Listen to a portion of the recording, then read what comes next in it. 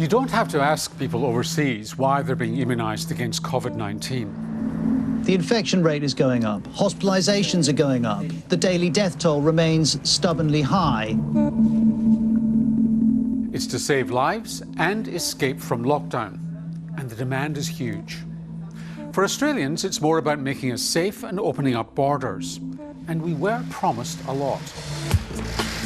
We hoped by the end of March, I should say, to have reached some 4 million population. We're investing to ensure that Australians will be in the leading pack of the world. By this morning, Australia had administered 847,000 doses, which on a rolling 7-day average is 36,400 doses per day.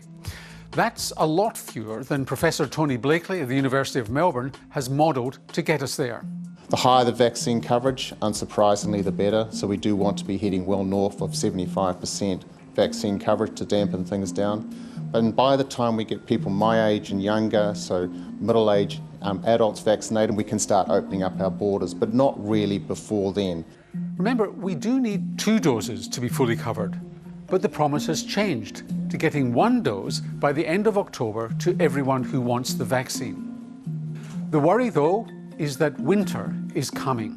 If you look at our modelling, it shows that things can get out of control quite quickly. So what we want to do is vaccinate as many people as we can between now and winter. I would feel a lot more comfortable the more vaccine we had in people before winter comes, especially ensuring that our frontline staff are protected as well as our most vulnerable population. So here's the maths. To achieve the October goal that Tony Blakely referred to, we need to roll out 200,000 doses every day. To accelerate that to ensure coverage by winter, we'd need to double the rollout speed. But even to do 200,000 doses a day, we'd have to exceed what the UK and the US have achieved at the peak of their vaccine rollout, according to the ABC's data analysts. Beyond the high priority groups, the federal government's vaccination strategy relies on general practitioners like Brisbane GP Dr. Connor Calder-Potts. I'm very disappointed. I really wanted to assist in helping a mass vaccination program vaccinate the Australian population as quickly as possible. I feel frustrated that we've gone to all of this effort as a general practice and we are given 50 vaccines per week, which is a drop in the ocean of what I believe the clinic is capable of providing. We bought an additional vaccine fridge to store those vaccines because our original vaccine fridge is already filled up with National Immunisation Program vaccines.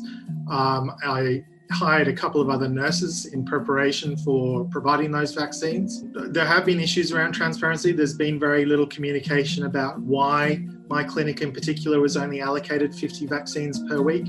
Many thousands of other clinics have only been allocated 50 vaccines per week as well. There has been no explanation. Anecdotally, Dr. Calder-Potts' story is a common one. So far, the states have been responsible for vaccinating border workers and high-priority healthcare workers. Residential aged care residents and workers are the federal government's responsibility, as well as pretty much everyone else. Victoria is also planning to offer vaccines to disadvantaged communities. Like other states, they've ramped up quickly to create high-throughput vaccination hubs. This is a multi-storey car park. We're in the ground floor and it has been transformed to this beautiful vaccination centre. We've got 60 cubicles on site.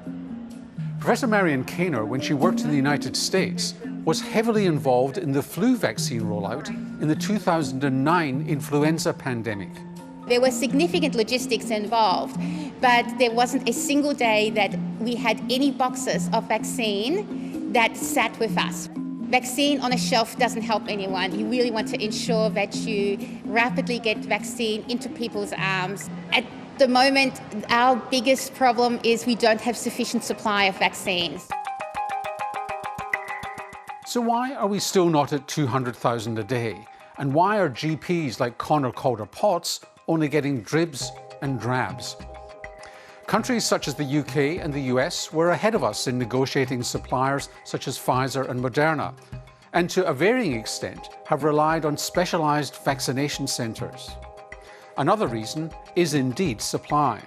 We were scheduled to have received over 3 million doses of the AstraZeneca vaccine from overseas by now, which have not arrived in Australia because of the problems with shipments that we've seen happening here and in other parts of the world. But despite this, we probably have around 2 million doses in storage, and it's unclear why they're not in people's arms. A report today suggests one reason is delayed quality testing. Even so, the federal government's strategy relies on a complex supply chain. They have to deliver huge amounts of vaccine to thousands of GPs, compared to sending vaccine to just 8 states and territories who have a more focused approach through large vaccination hubs, similar to, say, the United States. The political problem for the government is that by October, depending on COVID variants, the world will be opening up, while we could still be locked away and vulnerable. To avoid that, the strategy needs a lot of attention. We have been vaccinating Australians for decades. At this stage, 50 vaccines, there was no need for me to invest in additional vaccine fridges and hire extra nurses and reconfigure the clinic so that we could provide vaccinations. I have no reason to not believe that the Australian health system is capable of doing this. It's just a matter of making it happen.